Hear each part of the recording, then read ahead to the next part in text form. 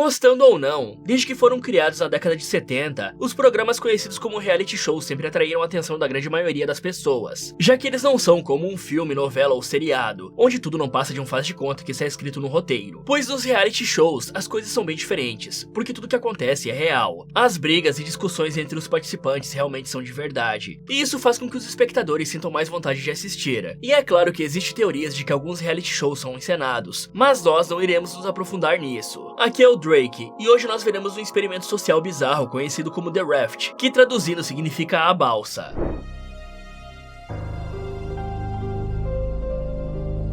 Em 1973, um anúncio em jornais internacionais chamou a atenção de pessoas de diferentes países. O anúncio dizia o seguinte: líder de expedição busca voluntários para cruzar o Oceano Atlântico em uma balsa durante 3 meses. Homens e mulheres, de preferência casados, mas sem a participação dos cônjuges, e com idade entre 25 a 40 anos. E inicialmente, essa parecia ser uma ótima oportunidade para tirar férias sem pagar nada, podendo comer e beber de graça, conhecendo o Oceano Atlântico de perto, e ainda por cima se bronzeando à vontade no deck da balsa. Porém, o que os voluntários não sabiam é que tinha um segredo bizarro e até mesmo macabro por trás desse convite, já que o objetivo do cientista que estava liderando o experimento era deixar os participantes em um ambiente apertado e isolado do resto do mundo para que começassem a brigar entre si e atentassem contra a vida uns dos outros. Mas para entender melhor de onde surgiu essa ideia bizarra, vamos precisar voltar até o início de tudo isso. Santiago Genovés nasceu em 31 de dezembro de 1923, na cidade de Ourense, na Espanha. Já quando completou 15 anos de idade, o jovem teve que se mudar para o México, porque estava acontecendo uma guerra civil no seu país.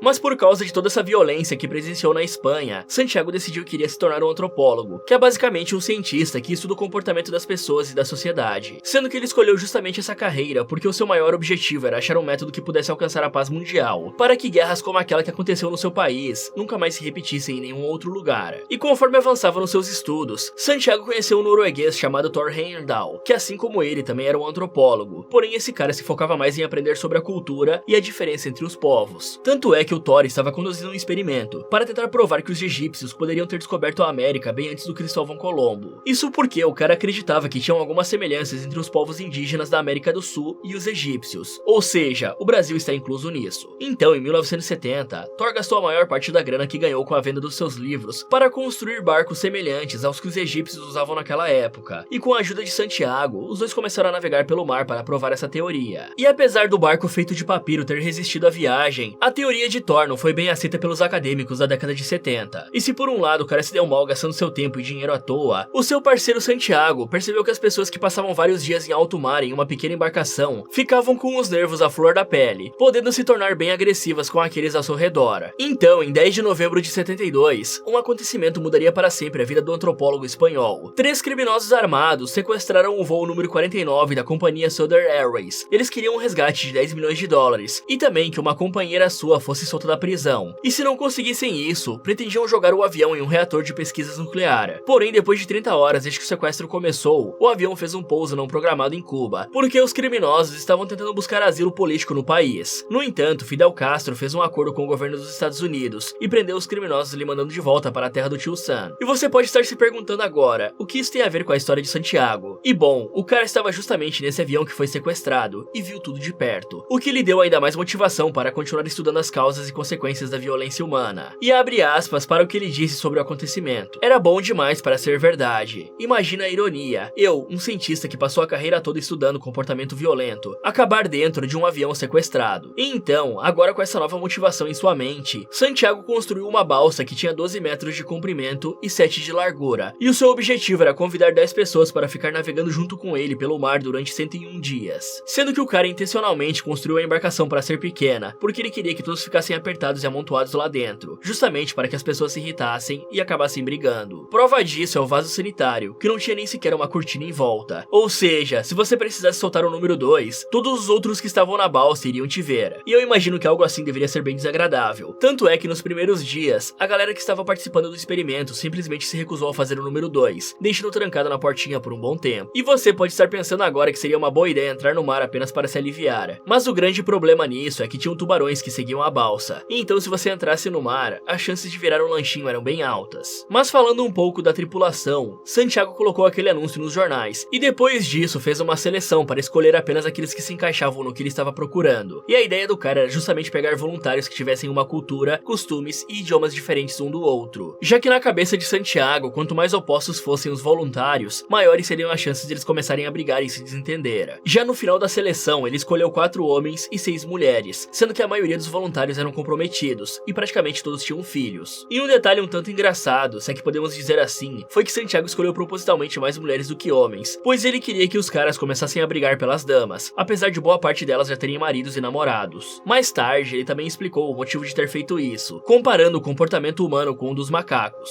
Estudos científicos com os macacos mostraram que existe uma conexão entre violência e sexualidade, onde a maioria dos conflitos entre os machos é a consequência da disponibilidade de fêmeas que estão ovulando. E para verificar se acontece o mesmo entre os seres humanos, eu selecionei participantes atraentes. E como dar uma relaxada está ligado à culpa e à vergonha, eu coloquei entre eles o Bernardo, um padre católico da Angola, para ver o que acontece. E é exatamente isso que você acabou de ouvir. O cara colocou um padre na balsa só para ver o circo pegar fogo, já que ele achava que o padre iria ficar julgando o comportamento de todo mundo, incluindo daqueles que estavam colocando um par de chifres em seus companheiros. E aí, em 13 de maio de 73, a balsa começou a navegar a partir de um porto espanhol nas Ilhas Canárias, e o destino era justamente o México, o país que Santiago viveu a maior parte da sua vida. E esse cara era tão maluco das ideias, que ele esperava que no fim da viagem todas as mulheres estivessem grávidas, e que pelo menos um dos voluntários tirasse a vida de alguém. Só que para esconder as suas intenções malignas, Santiago não contou o objetivo do experimento para os participantes, e nem mesmo para a imprensa. Ele apenas disse que estava tentando achar um método para chegar na paz mundial. E agora o editor vai fazer a boa colocando nessa foto o nome de cada participante, sua idade e nacionalidade, porque se formos citar um por um, vai acabar ficando um pouco maçante.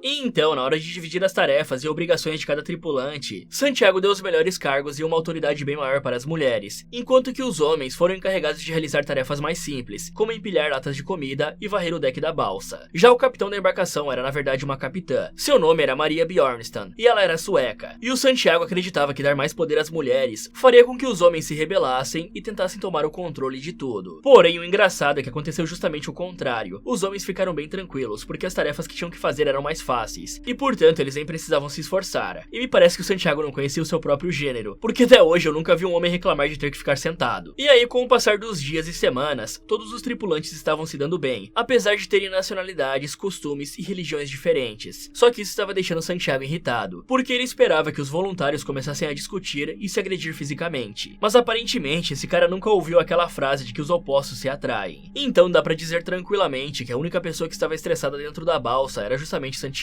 o líder do experimento, sendo que a cada semana o cara entregava um questionário que os tripulantes tinham que responder individualmente. E as perguntas eram bem bizarras, como por exemplo: você já pensou em eliminar alguém nessa balsa? Que objeto ou ferramenta usaria para cometer o crime? Como você tentaria sair impune dessa sem ser preso? Mas nesse momento, o pessoal já tinha entendido do que se tratava o experimento, até porque com essas perguntas ficaria meio impossível de não perceber. Porém, mesmo assim, todos continuaram amigos, conversando bastante, rindo, se divertindo e até nadando juntos no mar. E era um pouco óbvio que os participantes não iriam se estressar à toa, já que eles estavam enxergando aquilo como férias, pois não tinham que trabalhar e ainda ganhavam comida de graça. E se você está se perguntando de onde eles tiravam a comida, basicamente na balsa tinha uma despensa cheia de alimentos, que o Santiago preparou antes de todos saírem do porto. Então era só ir racionando para durar até o fim da viagem. Apesar de eu achar que se o cara queria ver os tripulantes ficando estressados e com raiva, era só ter feito eles pescarem o próprio alimento no mar, ao invés de ficar dando comida à vontade para todos. Mas falando um pouco dos dormitórios, eles dormiam dentro de uma cabine bem apertada, em que as camas ficavam quase que coladas, sendo que o Santiago escolhia quem iria dormir em qual cama, e ele quase sempre colocava as mulheres ao lado dos homens para incentivar uma relaxada noturna. Já no topo dessa mesma cabine tinha um espaço extra que os tripulantes poderiam sentar para ficar conversando, pegando um solzinho e vendo o tempo passar. E se você é uma pessoa mais atenta, deve ter percebido alguns rádios na imagem do dormitório. E bem, eles serviam para que os participantes e também o próprio Santiago pudessem conversar com os repórteres que estavam produzindo algumas matérias sobre a vida deles na balsa. Então dá pra dizer que de certa forma, esse experimento experimento também foi um dos primeiros reality show a ser criado. Mas voltando a falar do vaso sanitário que ficava exposto para qualquer um ver, no começo os tripulantes realmente ficaram com vergonha de usá-lo. Só que 1 ou 2 semanas depois, todo mundo já estava tão íntimo que eles se aliviavam lá sem maiores problemas. Até porque tinham alguns participantes que ficavam despidos fora da cabine, para tomar banho ou para se bronzear. E em um certo momento da viagem, os tripulantes começaram a ficar com muita raiva do Santiago, pois ele tentava controlar tudo e a todos, inclusive até pensaram em dar um chá de sumiço no cara. E talvez a que mais odiava ele era justamente a capitã da balsa, a Maria. Isso porque ela deixava a vela da balsa de um jeito, e o cara queria ficar mudando toda hora, mesmo sabendo que a Maria era uma capitã com bastante experiência, pois ela realmente trabalhava com isso. Mas só pra vocês entenderem o quanto o Santiago era irritante, lá pelo dia 50, desde que tinham iniciado a viagem, o leme da balsa deu problema, e alguém tinha que mergulhar até embaixo da embarcação para consertar. E então, Servane Zanotti, uma francesa de 32 anos, se ofereceu para realizar o reparo, porque antes de entrar no experimento, ela trabalhava como mergulhadora profissional, realizando estudos para medir a poluição nos mares. Porém, mesmo Servane podendo arrumar o problema facilmente, Santiago não permitiu que ela entrasse no mar, porque não queria correr o risco de perder uma tripulante mulher, já que ele ainda tinha esperança de que os homens começassem a se enfrentar por conta das mulheres. E aí Santiago entrou no mar e decidiu que ele mesmo iria realizar o reparo. O problema é que a barba do cara estava tão grande que a máscara de mergulho não cabia direito em seu rosto, e por isso ele só passou vergonha e não conseguiu fazer nada. Já à noite do mesmo dia, Servane aproveitou que Santiago estava dormindo para entrar escondida no mar e arrumar o leme quebrado. E segundo ela mesma, isso foi tão fácil que levou tipo uns 5 minutinhos para terminar. Só que quando amanheceu e Santiago descobriu tudo, o cara simplesmente pirou e ainda começou a dizer que o pessoal não estava levando o experimento a sério e que ainda por cima conspiravam contra ele. Mas como vocês devem estar imaginando, os tripulantes não tinham muitas coisas para fazer, além de ficar conversando e interagindo uns com os outros. E então, por causa do tédio, alguns deles decidiram dar uma relaxada dentro da cabine para passar o tempo, incluindo 1 ou 2 que já estavam comprometidos. E apesar disso, as relações entre os participantes não eram comuns. Na verdade, aconteceram poucas vezes, até porque não tinham oportunidade para isso, já que todos ficavam amontoados dentro da balsa. Porém, a mídia basicamente ignorou tudo que eu acabei de dizer para vocês e publicou várias fake news, mentindo que os tripulantes relaxavam a todo momento dentro da balsa, como se esse fosse o objetivo principal. Eles até disseram que o pessoal relaxava em grupo e no mesmo local, dando o apelido que está aparecendo na tela, ou seja, a balsa da relaxada, sendo que Santiago tinha dado o nome de Acali Experiment, pois a tradução de Acali é casa na água em uma língua indígena mexicana. E é bem engraçado o fato da mídia ter dado esse apelido, que ficou bem mais popular do que o próprio nome original que o Santiago escolheu para o seu experimento. Já mais pro final da viagem, ele viu que a sua teoria estava falhando, porque ninguém tinha se agredido fisicamente ou verbalmente. Mas para tentar impedir que a sua reputação fosse por água abaixo, o cara simplesmente começou a espalhar fofocas entre os tripulantes, para ver se alguém iria tirar satisfação com o outro. Como por exemplo, o José tinha respondido no questionário que se tivesse que finalizar alguém na balsa, essa pessoa seria a Edna. Então, com o objetivo de iniciar uma briga, Santiago revelou justamente isso para a mulher. Só que para sua surpresa, Edna e José foram super maduros e conversaram calmamente, fazendo as pazes logo em seguida. José até explicou que só escolheu Edna porque não conhecia ela direito quando preencheu o questionário. Já uns dias depois disso, Santiago definitivamente passou dos limites e começou a fazer comentários racistas sobre a Evangelina Seymour. E aí, quando ele viu que nenhuma dessas tentativas de provocar os tripulantes deu certo, o cara ficou bem deprimido e aparentemente desenvolveu um problema de saúde. E até mesmo a Edna, que era uma médica, teve que cuidar dele por alguns dias. Mas o engraçado é que depois que tudo acabou, ela disse que achou que o Santiago apenas estava fingindo para chamar atenção. Já em outra ocasião, aconteceu uma tempestade tão violenta no mar que assustou toda a tripulação. E para evitar que morressem afogados, a experiente Capitã Maria decidiu que seria melhor atracar a balsa em uma ilha próxima para se abrigar lá, até que a tempestade passasse. No entanto, Santiago não permitiu que Maria fizesse isso, porque segundo ele, algo assim iria estragar o experimento, já que o objetivo era ficar 100% do tempo no mar e longe da terra firme. E então todos tiveram que ficar trancados dentro da cabine até que a tempestade passasse, e por sorte nada de ruim aconteceu. Mas em outro momento da viagem, um navio cargueiro enorme começou a vir na direção da pequena balsa, e quando todos perceberam já era tarde demais porque não tinha como desviar a tempo. Então Santiago entrou em pânico e começou a chorar e gritar, o que é um comportamento estranho para um líder. Mas por sorte, Maria manteve a calma, e ela e os outros tripulantes usaram os rádios da balsa para avisar que estavam ali, fazendo com que o capitão do navio cargueiro desviasse o curso para não passar por cima deles. E meio que o Santiago ficou envergonhado por ter entrado em pânico, ao invés de controlar a situação como Maria fez. E por isso, daquele momento em diante, ele parou de importunar o pessoal, já que percebeu que não era o homem que achava que era. E aí, depois de 101 dias navegando pelo mar, eles finalmente chegaram no México, e o experimento acabou. E ao longo dos anos, vários tripulantes mantiveram contato, e até organizaram reuniões porque se tornaram amigos de verdade. Já Santiago morreu aos 89 anos de idade em 2013, sem ter conquistado nenhuma grande contribuição para a ciência, enquanto que em 2018 fizeram um documentário chamado The Raft, que conta com mais detalhes detalhes tudo o que aconteceu nesses 101 dias. Inclusive, os tripulantes que ainda estavam vivos foram chamados para participar do documentário. Eles até entraram em uma réplica exata que fizeram da balsa, para relembrar os velhos tempos. Sendo que dos 5 homens que estavam na balsa, apenas um viveu o bastante para participar das gravações feitas 45 anos depois. Ele era o japonês Isuki Yamaki, que tinha o trabalho de tirar várias fotos e vídeos para registrar tudo.